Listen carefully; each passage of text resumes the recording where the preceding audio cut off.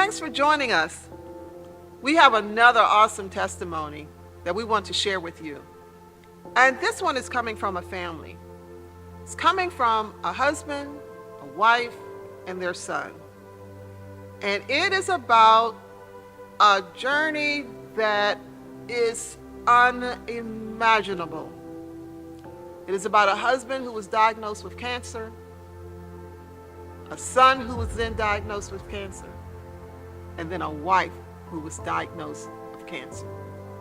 All at the same time. Yeah. You will hear their story, just how God is such a healer.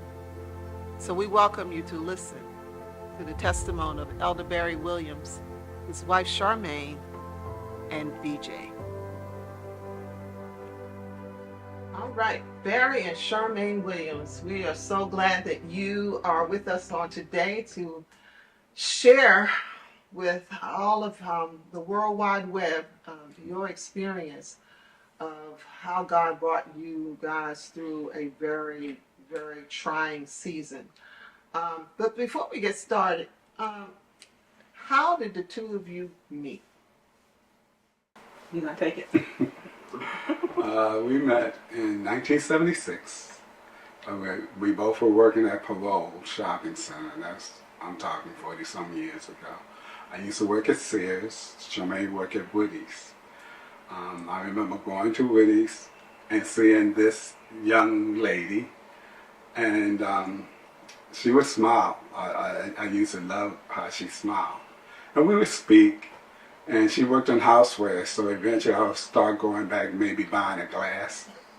And I would buy maybe one glass at a time. She probably thought I was crazy. But it was just for a chance to spark up a conversation with her. We started dating, and 2 years later, we got married. In fact, we just celebrated our 45th wedding anniversary a couple of weeks ago. Yeah, I just felt like he worked at Sears, and I would always see this guy coming up to housewares and going around the corner to the back, and I'm thinking, why is he always coming up here going to the bathroom in the back? Because that's what I thought he was doing. I'm thinking, what else is back there but gift wrap in the bathroom? And but he would come up, and I actually had a friend of mine that worked in Sears, and she was actually the one that introduced us. Okay. And so that's how we got connected, and he asked me out. Barry, when did you know that she was the one, and Charmaine, when did you know that he was the one? It's funny. I kind of knew she was the one from day one. There was something about her, and I know this sounds strange, but she reminded me of my mother a little bit. The smile, the warmth. She was always very pleasant and very inviting. She just made me feel comfortable. And she responded to me. I mean, I would smile, she would smile. I found that very, very attractive. I had qualities that I was looking for. So he had to have a car. Check. He had to have a job. Check.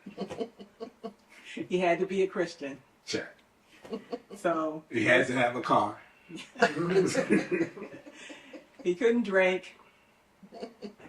You can say no check on that one. He got all of that out of his system before I came. So he checked all those qualities off, and I was good. Found a nice, good, decent man, and he was so cute. I always thought he looked like Billy D. Williams at that time. Oh man, love is blind. Wow, and that was 1976. Yep. And you guys got married in 78? Yes. Yes, I was 20 years old. 20 years old. Yep, I was still going to school. So how was for our young married couples out there, what advice would you have for either one of you? I would, when we got married, we moved in with his grandmother. Okay. So I was still in school, and I did have a job, but we pretty much couldn't afford to be on our own. So the advice that I would give is to wait until you're more prepared, until you're ready. It worked out for us, but we struggled, living paycheck to paycheck, sometimes not making it. So yeah, I would say, wait and be more prepared and save to avoid those struggles that we had. Finances can be the thing that can take a family, a couple down, can break a couple up. How did you guys manage to stay together? Wow. Yeah, I think if anything would have broke us, would have been finance. We went through some really hard times. I was working at a bank, and I got one of those something notices from IRS where they had tagged my wages and tagged my accounts. At the bank, you couldn't work there if you had levies against anything against you like that. That was a very hard time. One thing Shemaine and I always did, we always believed and trusted in God. And that, to me, was a impossible thing to get out of, because we owed a lot of money. Now, looking back, it wasn't a lot of money, but it was a lot of money for us. And somehow God saw us through that legally. Nothing was done underhanded. And He made a way. I tell you, the levy happened on New Year's Eve. 2 days after New Year's, we were out of that with the help of God. One thing we learned, that it took us a few years to learn this, but we both decided, even though we belonged to two different churches, we both decided that we're going to start tithing. Yes. And it wasn't until we just broke down and said, forget all the bills, we set aside our tithes first. And we did that, and I can't explain it, but everything after that fell into place. Yes. We found ourselves budgeting, found ourselves being able to pay bills that one time before we couldn't. And this without going to a counselor or anything. It was just being obedient to what God said, and everything else fell into place. Right. But still living from paycheck to paycheck, pretty much. Yes. And but paying the tithes nonetheless. So it was important for us just to make sure we put God first. And when you say advice to younger people, roll with the punches. So sometimes things come and it just seems so hard, or they seem so unsurmountable. But if you give it time and you work together on it, you'll find your way through. Don't get knocked down by every little thing that comes your way. There's a saying that married couples will live out every word of their vows. You guys have gone through the richer and for poor, but a time came in your lives that will fall into better or for worse, and in sickness and in health. Tell us about the most trying time that your family, that you two went through in your marriage. Well, it's been 20 years now, and when I think about it being 20 years, it just doesn't seem real that it's been that long ago. But we were on a cruise, my very first cruise, by the way, and we were on an excursion, and we were all sitting outside around this table. I had on a short sleeve shirt at the time, and Charmaine happened to notice my arm, and she said, "Perry, what is that happening with your arm?" And there was a lump sticking out of my arm like this. I never noticed it, and never caused me any pain or anything. And I said, "I don't know." I said, "It's something I'll get the doctor to check when we get back home." The doctor looked at it, and he said at first that he thought maybe I had a pinched nerve. So it wasn't nothing that we did anything. There was no urgency to it at first. I went to him. I went back to him maybe 3 months later, and the lump was still there. He said, "Well, this might be something a little more than a pinched nerve." So he did he said, "Let's do a biopsy of it." and he took a small piece of it, and 3 days later they called me and said that I had lymphoma, that it was lymphoma. Well, first they said I needed to come in, but they suspected what I had was lymphoma. Now with me, I never heard the term lymphoma. I just figured it was just something I had that they had to do something to get rid of. So I said, what do we do? What do we need to do? He said, well, you need to come in and we'll discuss, we discuss what has to be done.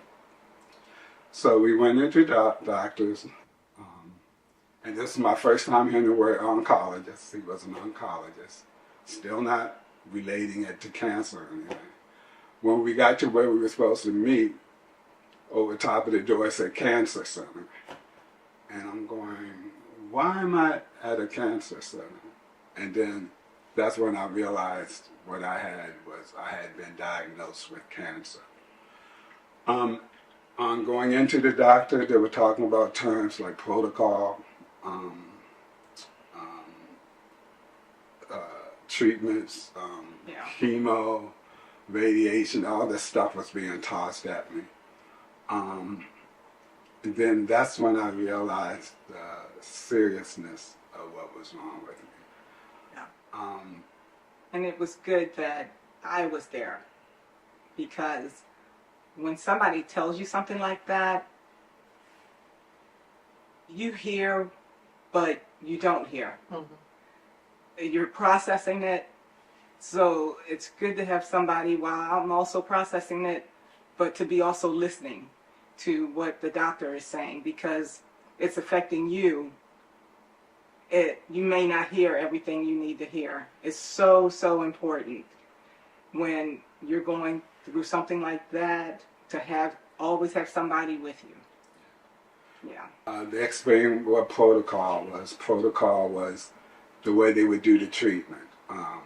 And to have 3 days of chemo in a row, and then be out, go back in another week, and have 5 days in a row of chemo. I remember the first treatment, they hit me with the chemo. The minute it hit me, I looked at Charmaine, and I couldn't hold anything down. My body was shivering, shaking, and everything. And I remember saying to Charmaine, if it's like this, I'm not going to make it. I remember saying that. I remember those words. And then they decided that what the treatment that they were doing was they had to slow it down. So eventually what was supposed to take me maybe a couple hours actually took me 24 hours to get through the treatment. So that's why I was in the hospital for 3 days, 1 week, and then 5 days the next, because the treatment was really slowed down so that I could tolerate it. What kind of cancer is lymphoma? We were just looking at. So you got Hodgkin's, right? Yeah, Hodgkin's. Lymphoma. And it's a B cell negative or something like that. To be honest, it's funny. I just threw out all the papers maybe a year ago, because I used to keep all those papers and everything. And I just finally got rid of all of them. Because I say it's been 20 years. I'm not going to have to worry. The first day of my treatment was actually Easter Sunday. Because we had a family dinner here. And I left that evening to have my first treatment. They would bring out the medicine, and I noticed it was in a bag. I'd never seen that. It was something that they hung like an IV or whatever, but it was actually covered up. And I said, why does it have to be covered up? And they said, because the light can't hit it. It would damage it if it did. I had to have a port put in so that I wouldn't have to have needles all the time. That was interesting in itself, because I don't like needles and having the port put in, and then they had to jab the port all the time. I hated it. But my treatments were supposed to be like 9 months. And I used to always be proud of the fact that I never had spent time in the hospital. This was in 2003, so I had just turned 50, and all of a sudden, that's all I saw was a hospital. Going and coming, you had the treatments, and then you had to have the tests after the treatment to see what was happening with the cancer. They would measure the cancer all the time. Yeah, it was just a lot of chemo and a lot of waiting. Yeah. Did I you would think? get sick. Those meals they would bring them in with the dome over it, and just seeing the dome alone made me ill. I would tell them take it out. I don't want it. Just seeing the dome would make me sick. He wouldn't eat any of the hospital food. Yeah. None. So what did you have to do? So have to bring him food, have to call him up and say, what did you want? And he's not the type to make things easy for you. He wants you to run here to get this and run there to get that. You know, so yeah. He would, you had to cater to him. I catered to him because he was sick. He was, you know, he had cancer. But he absolutely was not eating any hospital food. As a matter of fact, when they tried to come in the room with the food, he would tell them, don't bring it in my room. You know. It made me sick. It made me And sick. so, but that was a real thing for him. Yeah. He couldn't tolerate it. So it was, Tell, yeah. tell about the time you were going to the subway with your IV pole. I had this was a little later in the treatment, but I was able to get around, and as long as I had the pole with the chemo on it, I could move. They would let me move around. And at Johns Hopkins, if you go through this bridge thing, this tunnel bridge thing, you could get to a Burger King and Subway, and I would take the thing and go through there. But then there was something wrong with the battery. So every now and then I had to stop and plug it in so the thing would juice up a little more. And then I would go the rest of the way. And they used to get a kick out of seeing me have the plug plugged in. And I'm just standing there waiting for it, looking at the thing to see if it moves, and then going on to get something to eat. But I was eating. I think I was the only one that dealt with chemo and gained weight at the same time. Yeah, you could It was eat. amazing. I remember you could eat. And you right, Charmaine, the stopping with the 3 pieces of chicken. Yes. Very detailed. Yes. And I have some potato salad. Can't say I'm not getting your potato salad. Yeah. We didn't know who was making it. You Yeah. know, if I'm gonna give you something, I'd make you sick. But you know, all of that was, when I look back, we were dealing with me having cancer and still dealing with that, but it was something lighthearted. I never felt I was going to die. I never felt that, but I knew how serious it was. In fact, we went to Williamsburg, and well, this will lead to BJ, but we had to go to we went to Williamsburg, and I wanted to make sure we had a good time because something was about to happen with my son.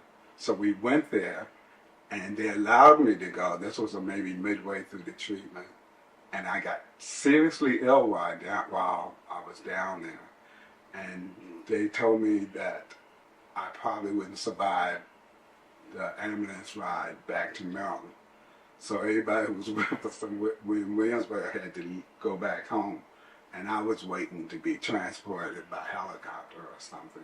Yeah. So that was a whole mess. I nearly did die that time. Yeah, But that that was because of And my that wasn't. You could have left here, but it wasn't from the cancer. Right. Right. That was. So what did you do? Well, Well, he called me up because it was really a mess because he didn't tell me he was feeling bad or that he was sick. We were at Williamsburg. I think I We must have went- called him 3 or 4 times what it was, checking in. we went to Busch Gardens, and I walked through the gates of Busch Gardens, and I said, this is not going to work. So I just told Charmaine, I just feel tired. I'm going to go back to the room. I left them, our whole family was with us. I left them and somehow found my way back to the hotel, got into bed, and I kept checking my temperature, and it kept rising. It kept rising. Last time I saw my temperature, it was like 105. Charmaine kept calling to see if I was okay, and I kept saying, yeah, I'm fine. By the time Charmaine and the family got back to the hotel, she came in the room. I looked up at her and I said, dial 911. Yeah. And that's all. I don't remember anything after that. I don't remember the ambulance ride to the hospital or anything after that.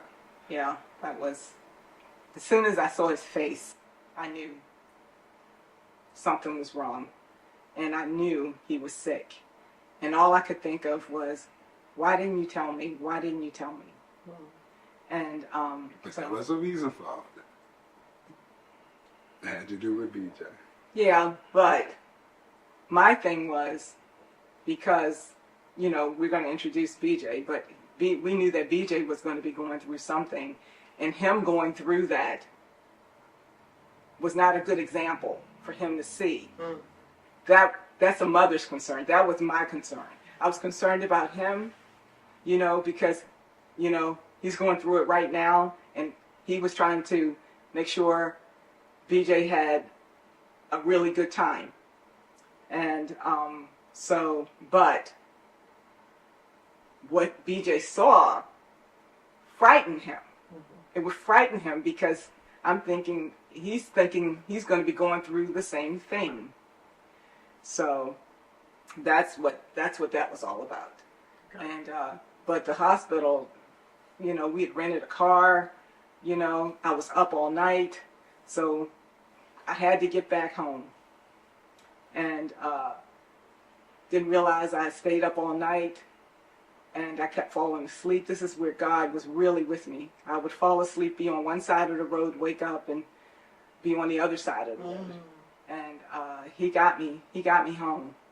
I mean, I was winding the windows down, slapping myself in the face, everything, trying to stay awake, because I thought he was going to be transported by helicopter to Johns Hopkins, and I wanted to make sure I got there before he did. Well, they never transferred him because of the insurance. We had the best insurance, the Blue Cross Blue Shield, best insurance. Anne Arundel County, it not in their policy. And but they tried. But because the county kind of writes their own, they allowed it for him. Okay. And so he didn't have any clothes because I packed up all his clothes and took them with me. So he had nothing. And so he ended up being transported actually by ambulance. At first they didn't think he could make it by ambulance. They didn't think he would survive. But he, you know, he got a little better and they transported him by ambulance. So we made it. Okay. Yeah. How were you feeling during that time? What I mean, you would, I know you wanted him to set an example, but what other feelings were you experiencing? Were you afraid at any point? I was trying to be as supportive as I possibly could. Also because I felt like Barry put us in a situation we didn't have to be in. So I was feeling a little frustrated and a little angry with him because it didn't have to happen. I understand why he wanted to do it, but he put his life in jeopardy and put us through that when we're trying so hard already to get through everything. That was just something we didn't have to go through. And BJ did have a really nice day, and so I understand that, but I was really really upset that we had to go through that. I did hard. Yeah. So you are sharing with us that something was going on with BJ. So let's talk about BJ. Okay. So BJ, when Barry was in the hospital getting chemo, BJ was having an issue with sore throat. And, you know,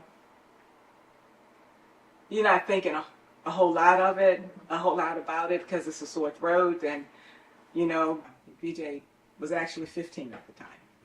And he called me. I was on my way to work. I didn't want to miss work because, you know, I've taken off with Barry, so I didn't want to miss work. But B called me on the phone and said, "Mom, can you please come home?" And you can tell, a mother knows. And so I came home. We took him to the doctor, They checked him.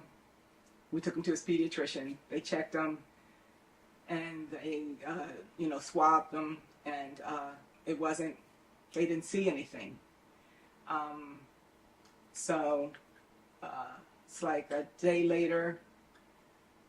I called the doctor. I said, he doesn't seem like he's getting any better. So we came back in. He checked him for mono. And he said, if this test doesn't come back, we'll do something else. And so I was communicating with Barry about it. And he said he would send him to an ENT. So I called Barry. Barry said, why can't he send him to an ENT doctor now? Now, Barry was still in the hospital, but this was going on. I was going Yes. through one of my He was chemo still going through a treatments. He was treatment. going through treatments. So Okay. I was calling him to let him know what was going on with BJ. So he said that, so I relayed that to Dr. Gavazin. He was our doctor, best doctor, pediatrician in the world. He said that that was fine, but he wanted us to see a specific doctor, a specific ENT doctor, which we couldn't see him until the next day. So we get to the ENT doctor. He says, I know what this is going to be. He looks in his throat and he says, oh, it's not what I thought it was. So then What did he think it was? I think he thought it probably was like strep or something like that. Was B getting worse doing this, waiting for the new doctor to see? It was just one day. Oh, one day. It was okay. just one day. And so we go, and then he puts the tube down his throat. And then he gets up and he says, I'm going to go get another doctor to come look. So, okay. And so the other doctor comes in and he looks and he says, they both get up and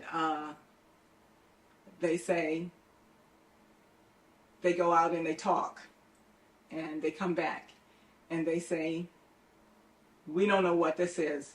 I've never seen anything like it, but we think he should be admitted to the hospital immediately. This was at Anne Arundel Medical Center. So I lost it because I'm not thinking it's anything. And you were by yourself. Right. And he was in a hospital. So when I lost it, BJ lost it. And I knew I could never do that again to him. And so I told him, I quickly got myself together. And I told him I was so sorry. I said, when you hear things, the first thing you react.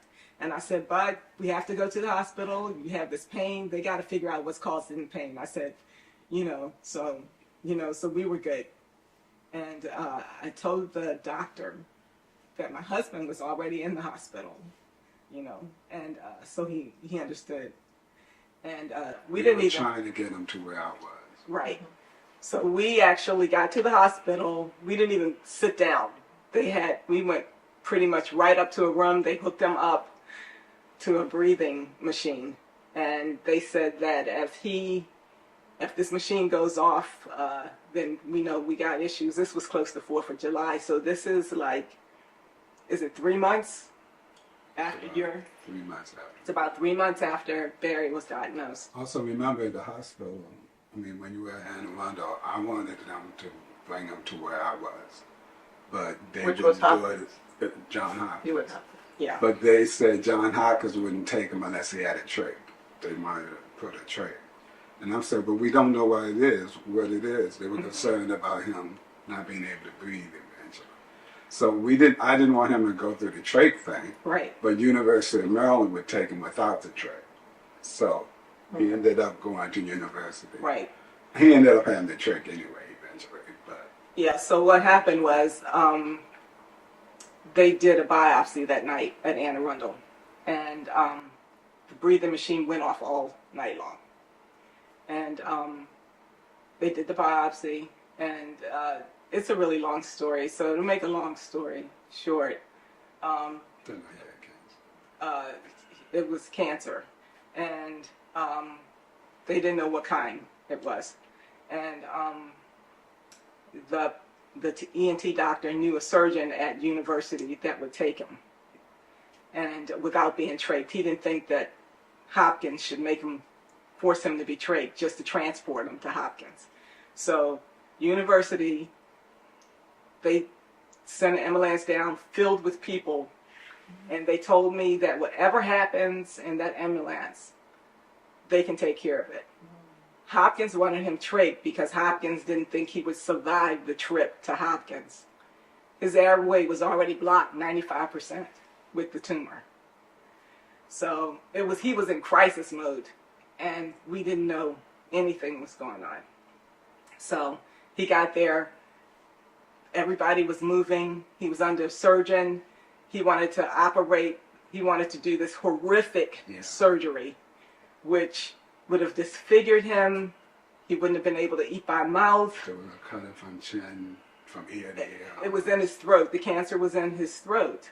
So his pediatrician, like I said, the best pediatrician in the world, he came up to university. He talked to us, asked us were we comfortable. We said no. He said they're getting ready to do surgery.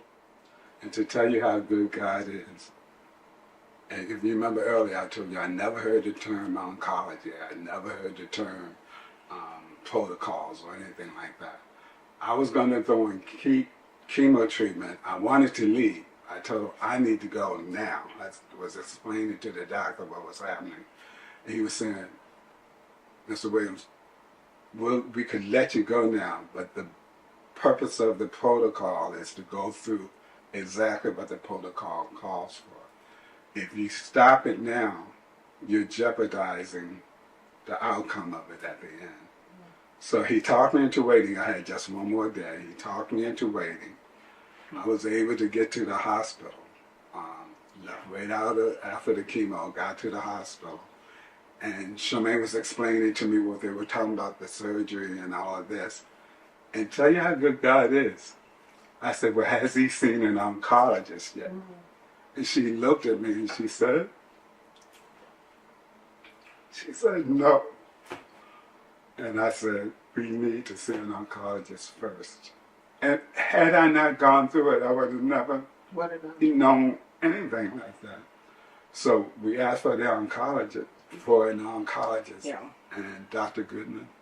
Grossman. Yeah, Neil Grossman. That man was a lifesaver. Yeah. The convener was booked for surgery that afternoon.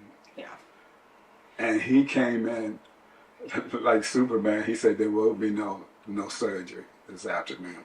He said what we're going to do is treat it first. We're going to hit it with chemo.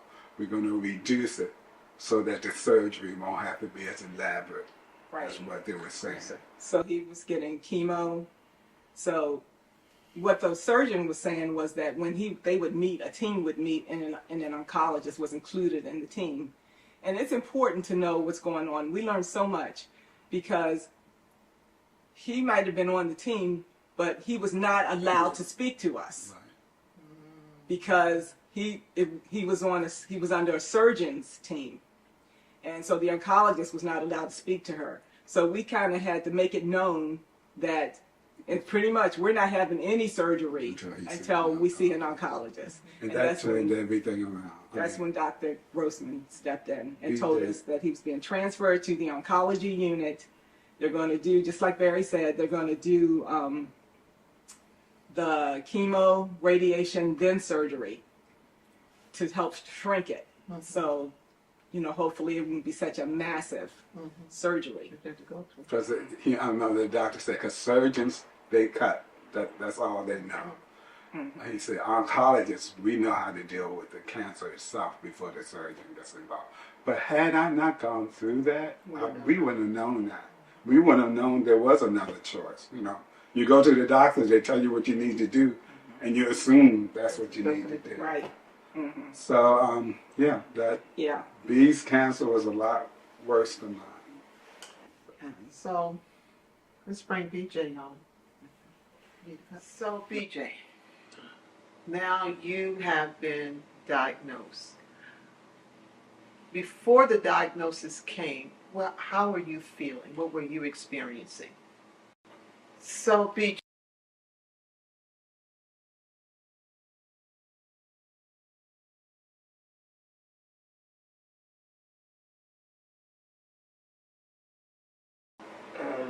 Just a sore throat, and it wasn't getting any better. And I dealt with it for as long as I could. I think I even went to work. I was working McDonald's at the time, so I went to work with a sore throat. It didn't get any better. So was it very, very painful? it didn't seem any more painful. It just wasn't going anywhere. Gotcha. And Okay. so just eating was hurting. So, what made you call your mom? I think when it got to the point where I can't remember how long the pain was going, but just eating cold stuff is what made me comfortable. So I knew at that point something had to give. Something had to give. Okay. So, you get diagnosed, and you're in the hospital. Would you guys share with us what type of cancer was it? So it was called a synovial cell sarcoma, and I knew at that time it was rare. It was rare seen in young kids like me at that time. And and what mom tells me is a cancer that just needs to be cut. That needs to be cut off. Right. A sarcoma is a kind of cancer that has to be cut. So if it's in your leg, they cut your leg off. If it's in your arm, they cut your arm off. But this was in his throat. And they had never seen anything like it. He actually had a pediatric radiation oncologist that he said that he had been to so many different countries and he had never seen anything like it, and he probably never would again. We were very fortunate. It just shows how God works, that he was studying at Harvard and they were studying sarcomas before surgery. That's how good God works. It's already ordering, Yes. lining it up. Yes. And also, whereas my protocols, they were preset. They knew what they were, what they had to do. With BJ, it was almost like they were doing it as they come. You know, it wasn't like it was totally set. I mean, they had a team that they worked with. And so what it came down to was BJ was going to have 12 months of chemo. Then he was going to have radiation. And then he was going to have surgery. So he got chemo for 12 months until it stopped working. Then they brought the radiation in to continue to try and shrink the tumor, which it did. But then we still had to have the surgery, which was still so scary for us. So, You know, like with BJ, it was they went through it until it wasn't working. Whereas with me, I had X amount of weeks for this, X amount of weeks for that, and they knew when the end date would be. With B, it was like, we'll do this until we see that it's not doing it. Right. I'm using this term very loosely. It was almost trial and error because they hadn't seen it before. No, it wasn't really trial and error. Okay. They pretty much set up the protocol for him. Okay. That it was going to be the 12 months of chemo. And after that 12 months, it was supposed to be radiation. But they always check after the chemo to see how things are doing.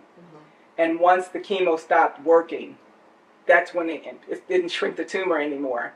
That's when they introduced the radiation part. But then there were other things going along with it. Right. There was some not mistakes, but some mishaps along the way that caused some Yeah. issues. And Because they hadn't seen this before. right, they hadn't seen it before. He had a really, really hard time because, for one thing, he was looking fine. He was looking so good. He had these braids that were that he took so long to grow out. He was so handsome with his braids and everything. And the girls, I remember when he came into university, the nurses were coming up to look at him.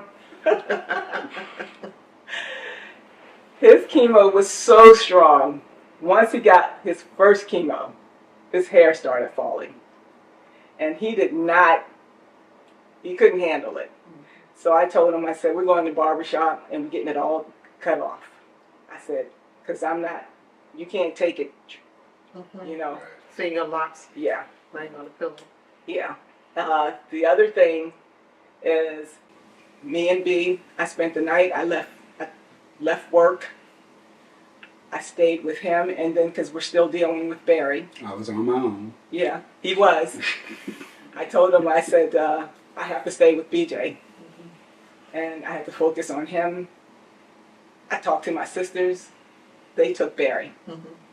And so with BJ, it was one thing after another. He was losing weight.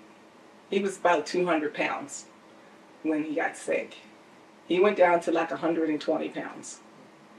The oncologist said that I think we might be able to deal with the cancer, but I think he's going to starve to death in the meantime. So we decided I didn't want a feeding tube put in him because I was scared about the infection and stuff.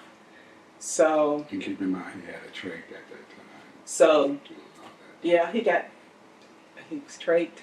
But I purposely asked for a Hickman, not a port like Barry had. I wanted the Hickman with the 2 tubes hanging because my mom had cancer. That's what she had. And they can, if anything happens, they can get the Hickman out really quickly.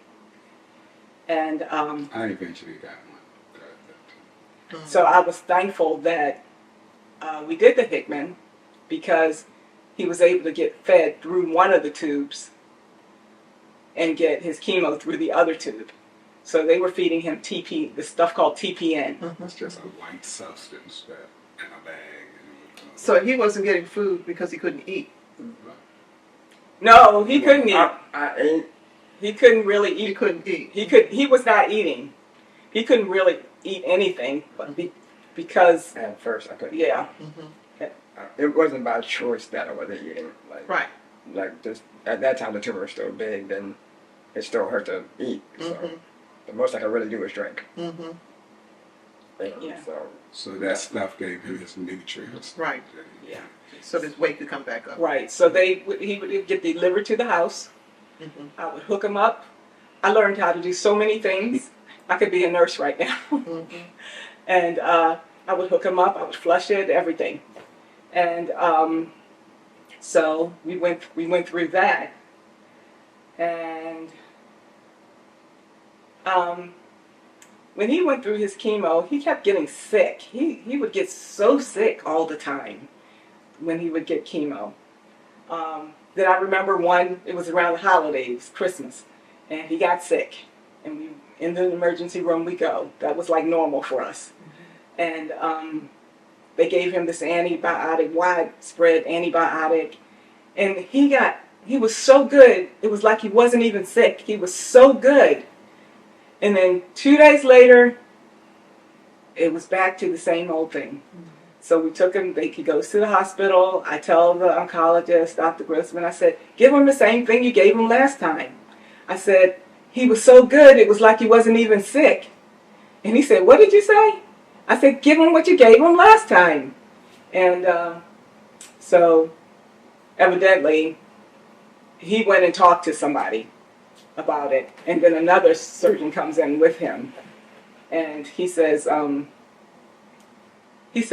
so what did you say about the antibiotic? I said, when he got that antibiotic, he was feeling really good. I said, it was like he wasn't even sick. And so then they had to do a special test, and they found out that his gallbladder wasn't working. So what that's It was actually dead. It was actually dead. The TPN that he was getting caused his gallbladder to die. So he had to have that removed. So So how did that? But he was. You said like he wasn't sick. So how did? I'm trying to square that up. they can't continue to give him the antibiotic. They knew that once I said that something was wrong. Ah. That was their key to know that something was wrong. Because he shouldn't have been feeling good. Right, Not like right, that. not like that. So, so the surgeon came. He was an older surgeon, and he came in our room. And I said our room because it was me and B's room. Mm-hmm.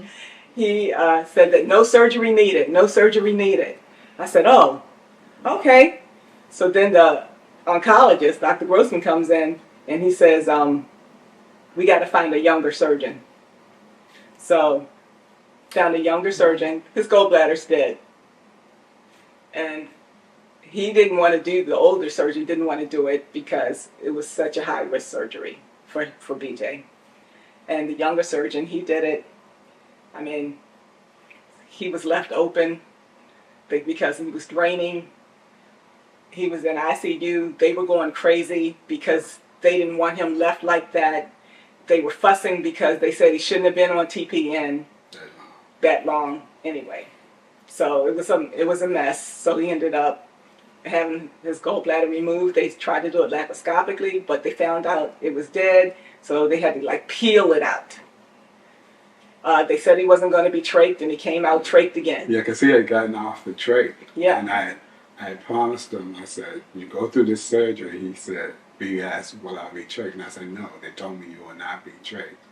When he came out of the surgery, So he and we went wakes to up. see him and I saw the trach, I lost it. Because I said, I promised him That you that would. he would not have the trach.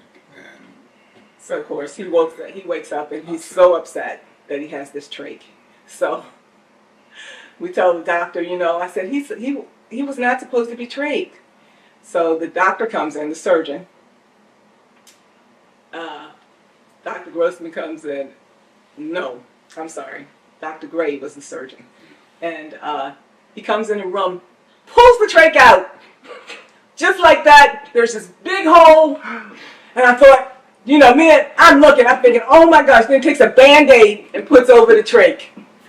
And I thought, oh my God. Did you feel it, B? What it felt like? It's the weirdest feeling ever.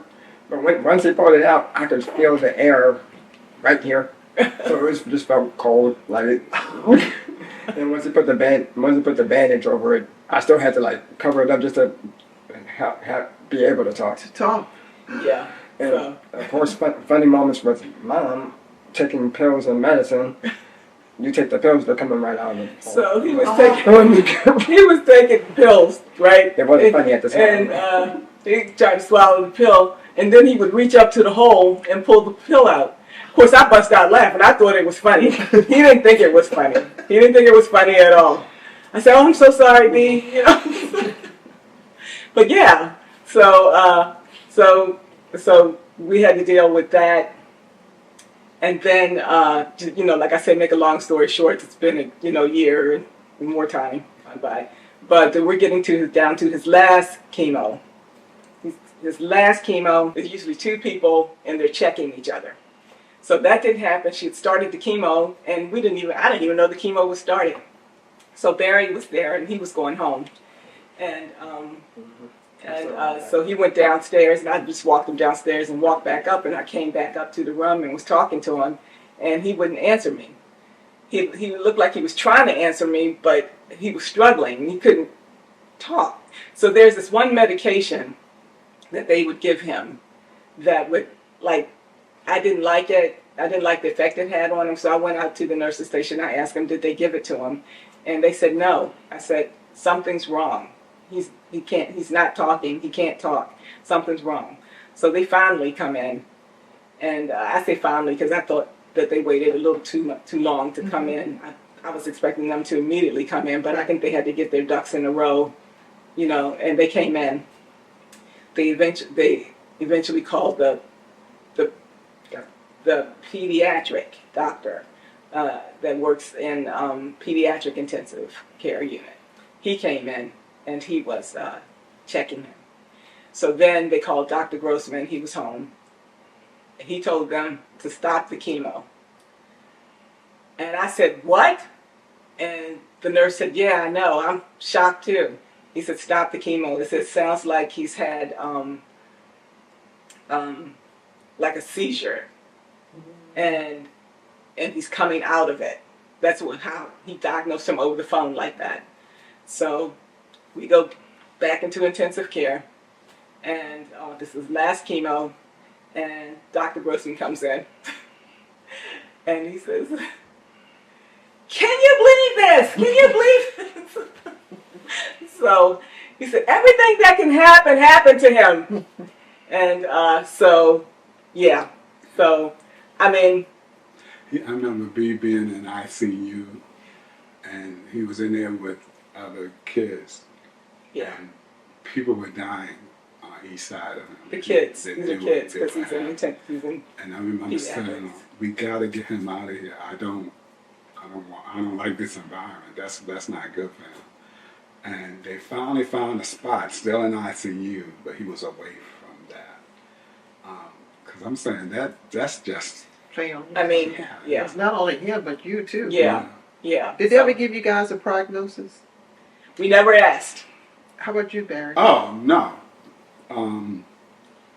I remember him saying to me early on. He said a lot of people in that, because I remember waiting in the outer office, and he said a lot of people out there aren't going to get what I'm telling you.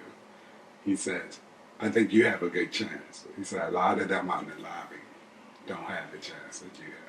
But that's about basically all he said. So you go through this. You finally get to surgery. And we get to do surgery. You go to the surgery. And I asked the surgeon, I said, just be upfront with us. What I know this is something he could possibly die from. But beyond that, what is your greatest fear? He said, my greatest fear is him not being able to eat by mouth again. I mean, he actually told us that. And that was the first time And that's he the first kind of time said it like that. he heard it like that. Because I'm thinking that after everything he went through, that he was going to be good. Mm-hmm. But he said that really struck. I mean, that hit all of us hard. Yeah. He said because he won't be able to swallow. And So, I remember after he went through the, he probably thought I was losing my mind, but after he went through the surgery and we went to see him, he was doing something, and I said, what's wrong? He said, my throat hurts when I'm swallowing. So which was that meant good.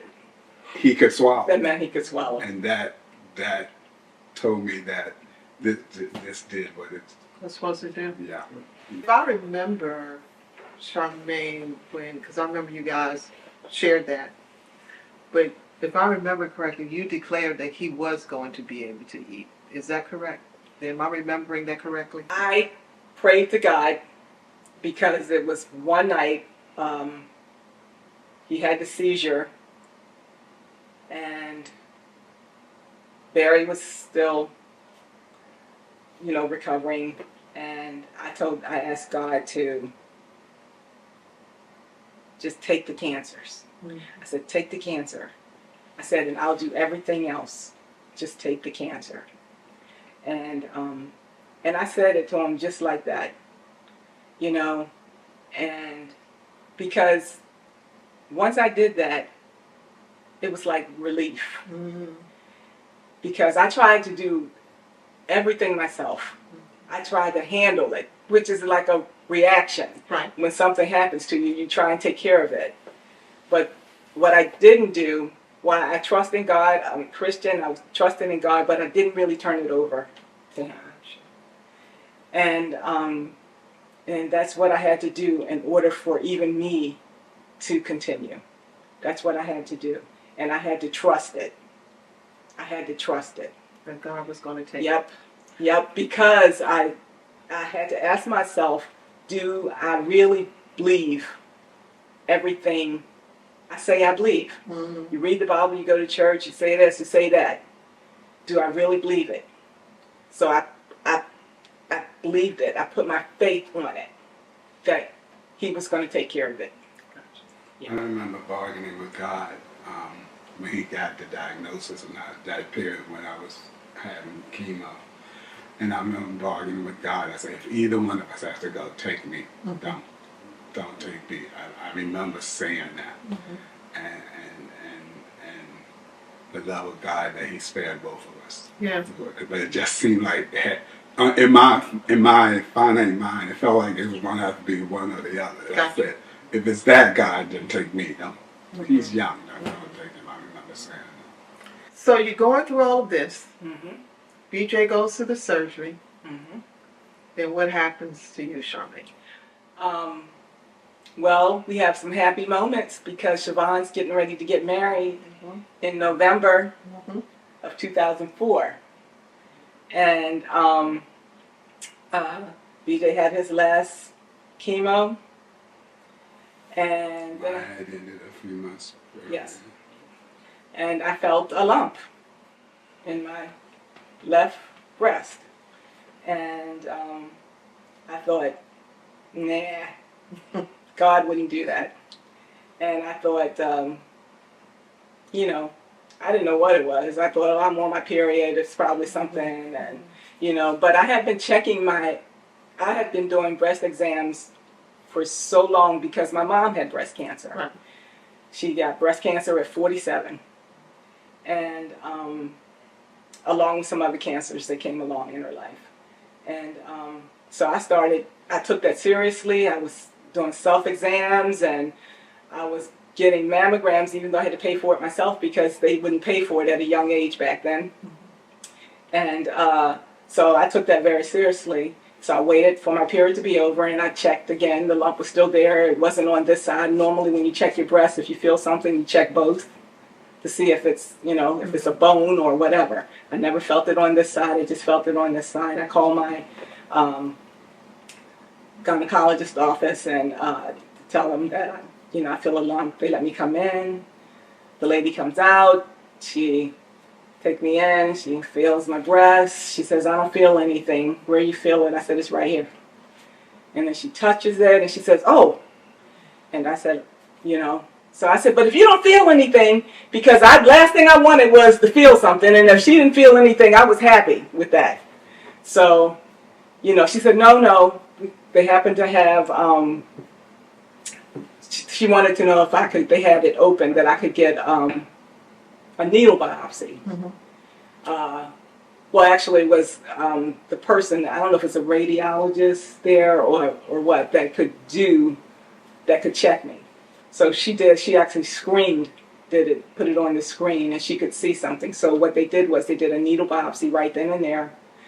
And so when that was done, I asked her what she thought and she said, well, we want to wait for the test. I said, just tell me what you think. And she says, I'm pretty sure it's cancer. So then that was that. So How did you take that? I cried. I kept saying to myself, God would not do that.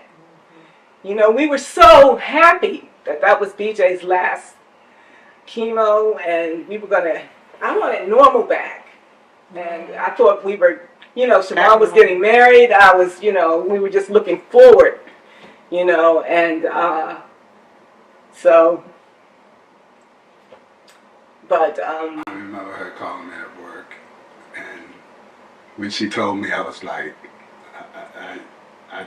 I remember calling you, Karen, from the garage in my car, and I said, I don't think I can go through this again.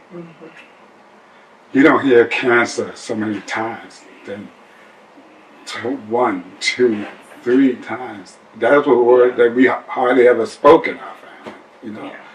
And to have, and all of them be totally unrelated. There was no relation, No relation to any of them. There was nothing common between any of us. And I remember telling you, I don't think I can go through this again. I didn't know. But then, as Charmaine went further with it. They immediately wanted to take the lump. And, but they already thought it was in the other breast. But so it wasn't, so they just wanted to do a lumpectomy. And I had talked to a friend at work, and she surprised me by letting me know she had had cancer in her life as a young person. And and she had gotten her breast removed, and then eventually got the other one removed. And so I went to my doctor the day before the surgery and asked, can I just have a bilateral mastectomy? Because the cancer that I had was, the type of breast cancer was a very aggressive breast cancer. It was called triple negative. And what that means is it was not a hormone receptor. So the hormones help the doctor create the treatment, or, to help treat you better, to decide what kind of treatment is going to work. But when you don't have any of them, so that was my case. And so when I called the doctor, she seemed to actually be really okay with it.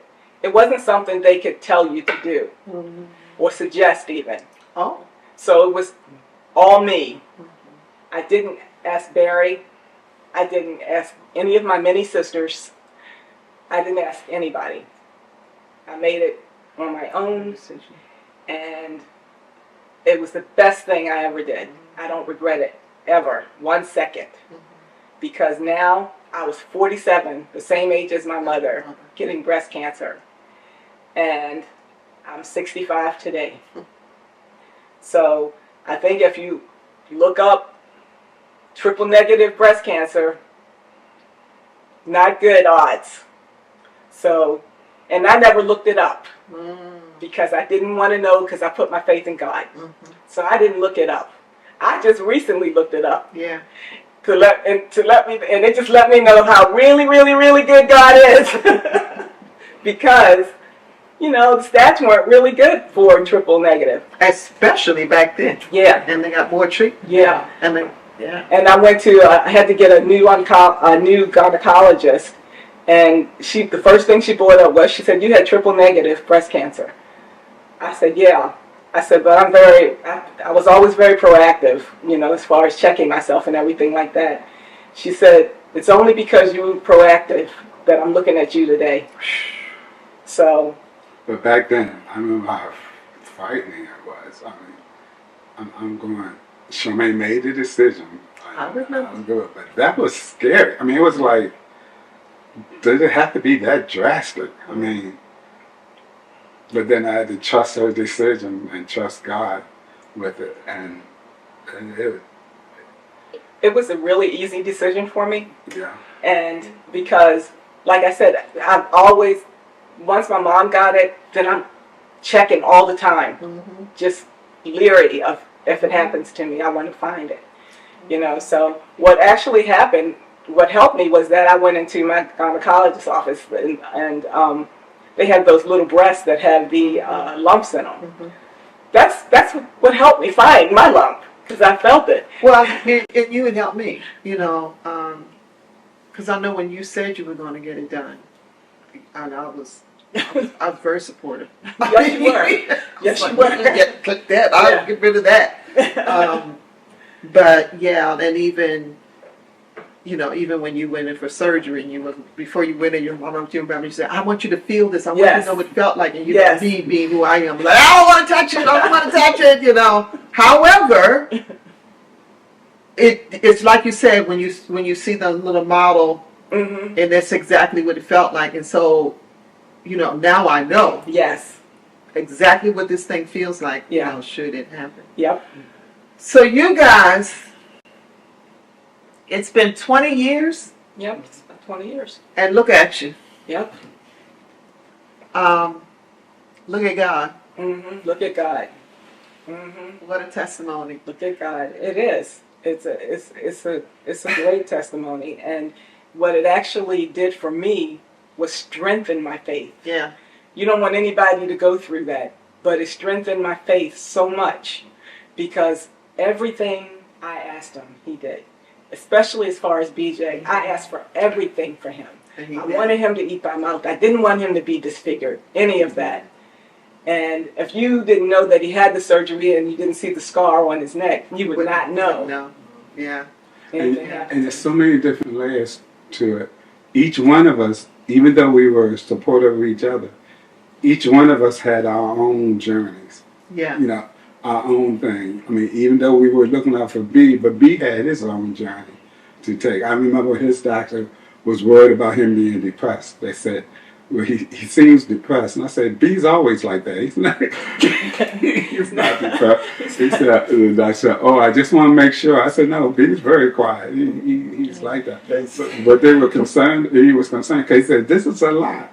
It is. And I think B always took on the attitude that we took on. Right. Yeah. If we were strong, he was strong. Right. If we were weak, he was weak. That's why That's we right. made it a point Yeah, to you be gotta To strong. always be strong. Yeah, y'all protected Yeah. him. And But Charmaine had her journey. We had it on our own levels. We had it on with each other. Right. We had it with the family. We had it as parents looking out for our son. Yeah. Husband looking out for his wife. Right. Wife looking out for her husband. yes, It was a Oh, lot. a whole lot. It was a lot. It was a lot. it was. But you know, there were times you guys went through it. I know me personally. I never doubted that you were going to make it out. Usually I get these little funny feelings. Mm-hmm. I never doubted that you were going to make it out, you know. But at the same time, I was like, God, it's a whole lot right here, right now. This is a Yeah. whole lot right here. Yeah. And I remember coming in when you were BJ, and you kept your Bible, Yep. and you'd be reading your Bible, Mm-hmm. and you just, I mean, I knew that was your source. Yep. You know, that kept you going. Yep. And then I would have to go to work because I eventually had to go to work. Yeah. Eventually, had to do something to Yeah. keep And I would write scriptures down for BJ. You know, short scriptures. You know, for him to meditate for on. him. You know, when it was rough, to look at the scripture. Right. You know, but yeah. Yeah, we never left God. No. We still went to church when we Yeah. wanted to.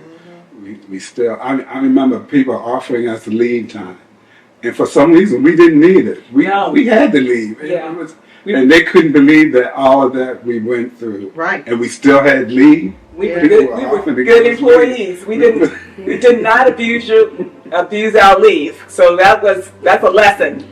Don't abuse your leave. Don't abuse your leave. That's what I'm telling BJ. Take off. As we wrap, this series is called Honoring Your Truth. Barry, BJ, and Charmaine, for you personally. I think for me, honoring my truth means knowing that God sees me, knowing that God looks out for me. The things I went through in life now, this is still 20 years ago, and it's a small portion. This is a portion I can share. There's other things that God has done for me that I may never share. But I know God looks out for me, and He's able to see me through anything. If it isn't anything else He did for us, not only just for the three of us, but my daughter, my grandkids, being not allowed to be around for my grandkids, that's God. And He brings us together for all those things. And I, even when we share this story with our grandkids, it let them know what God is able to do. And we live that. I talk about it. I don't like talking about it a lot, but when an opportunity comes for me to share, I do share them. Gotcha. B? For me, honoring my truth, just always keep going, keep persevering. I know how. At the time, I didn't know how bad it was. I had a feeling how bad it was because I kept getting sick all the time. But I had to keep living. I was given a choice whether I wanted to drop out of school, and I decided to stay and finish my schooling. So, for me, honoring the truth is doing your best no matter what the situation is, and still believing in God through the whole thing. But now, like he said, he can share that story, and I work at a hospital now. I can share that story with some people. I'll share it with everybody, but I have to talk to some cancer patients about it To give them hope. Mm-hmm. I'm sure that is. I'm sure you are you bless a whole lot of people. Yeah. Wow. With me, my truth is that what it means to me is that God gave me a story, and I can share that story with others, and I can share it with conviction, because I know with all certainty that God answers prayers, and I know that He will answer others' prayers, and He's made me so much stronger than I was before. And I just think that that is my truth, and I will continue to do that. Thank you. And thank you for you guys sharing your story again.